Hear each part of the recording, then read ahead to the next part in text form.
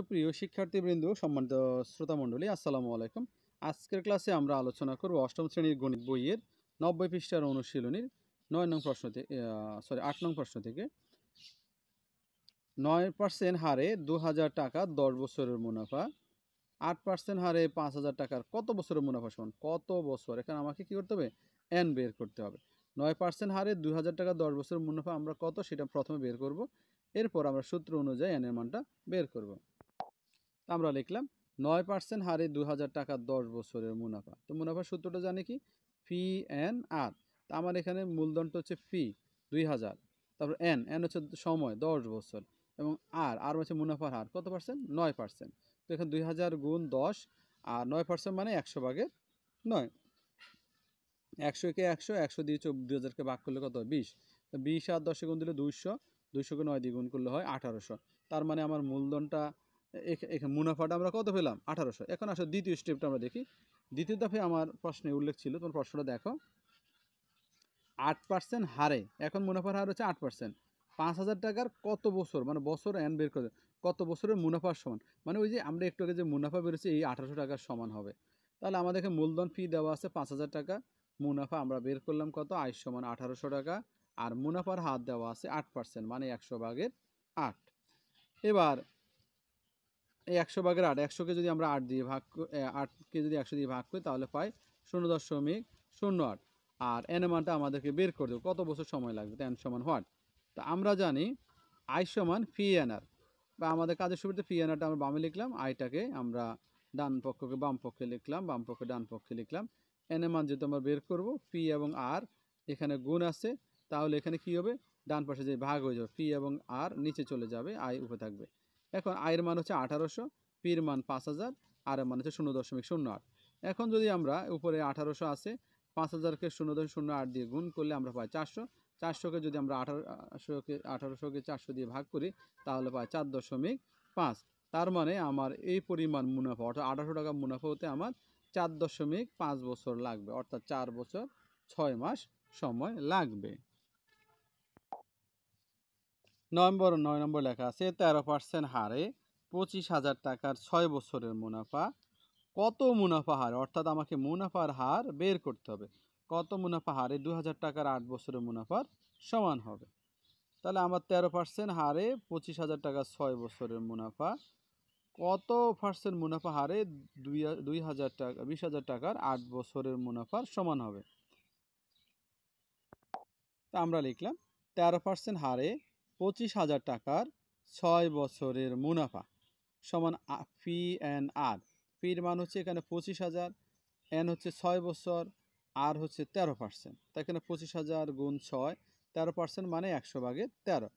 এখন 100 একে 100, আর 100 দিয়ে এখানে ভাগ করলে 250, 250 গুণ 6 গুণ 13 গুণ করলে হয় 19,500 টাকা। আমরা একটা দাফে পেলাম, মুনাফা কত পেলাম?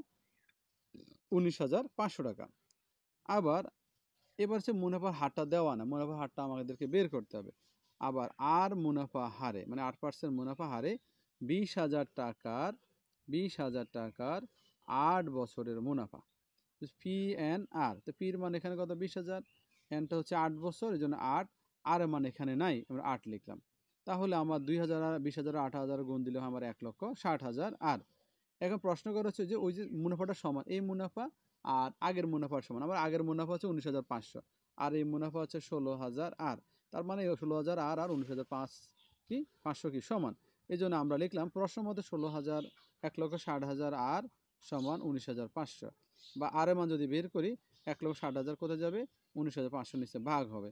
যদি আমরা ক্যালকুলেটারে 19,500কে 1,60,000 দিয়ে ভাগ করি তাহলে পাই আমরা 0.121875। এখন একে যদি আমরা শতকরায় প্রকাশ করি, অর্থাৎ 100 দিয়ে শতকরা প্রকাশ করতে হলে 100% দিয়ে গুণ করতে হবে। তো 100 দিয়ে যদি আমরা গুণ করি পাই তাহলে পাই 12.1875। অতএব মুনাফার হার হচ্ছে 12.1875। এবার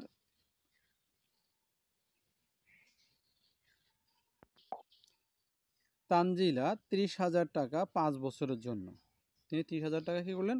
5 বছরের জন্য। আর রাহেন সাহেব 20,000 টাকা 7 বছরের জন্য কি করলেন, ব্যাংকে জমা রাখলেন।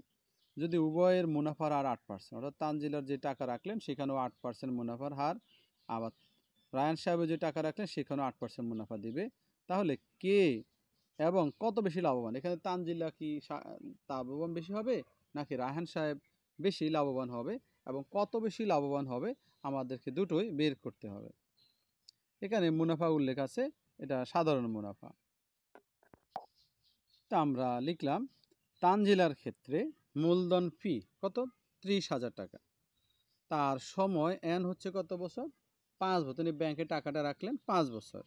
আর মুনাফার হার আর হচ্ছে কত পার্সেন্ট, 8%। 8% মানে 100/8। এখন 8কে আমরা 100 দিয়ে ভাগ করব। 8কে 100 দিয়ে ভাগ করলে সেটা কত হয়, 0.08। এখন তানজিলা মুনাফা পাবে, তানজিলা মুনাফা পাবে। তো মুনাফার সূত্রটা কি হচ্ছে, পি এন আর। মুনাফার সূত্র কি, পি এন আর। তা আমার পি এর মান কত, 30,000। পি এর মান কত, 30,000 গুণ এন এর মান কত বছর, 5 বছর। তো আমরা এখানে এন এর বদলে কি লিখব, 5 লিখব। এবার আর এর মান কত পেলাম আমরা, 0.08। এখন আমরা কি করব, ক্যালকুলেটারে 30,000 গুণ 5 গুণ 0.08 লিখব। লিখে সমান চিহ্ন দিলে আমরা কত টাকা পাবো, 12,000 টাকা পাবো। অর্থাৎ তানজিলার মুনাফা বের হয়ে যাবে 12,000 টাকা। এবার আসো রায়হানের ক্ষেত্রে।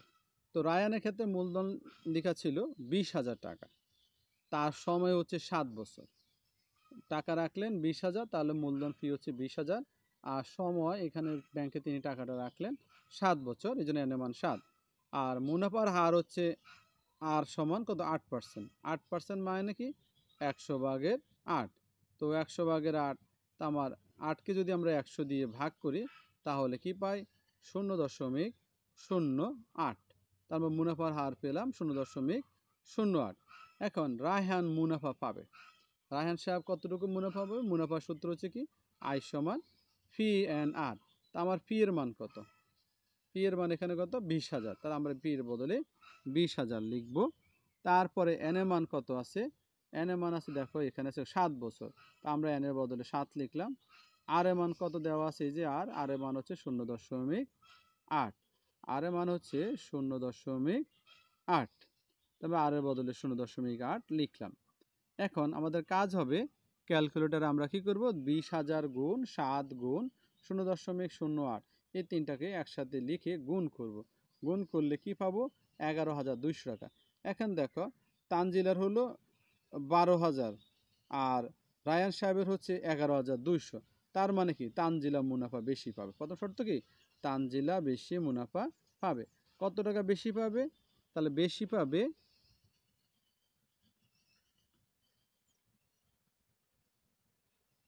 তাহলে বেশি পাবে 12,000 থেকে 11,200 বাদ দিলে কত টাকা, 800 টাকা। তাহলে আমরা লিখতে পারি অতএব তানজিলা 800 টাকা বেশি মুনাফা পাবে। ধন্যবাদ সবাইকে, আসসালামু আলাইকুম।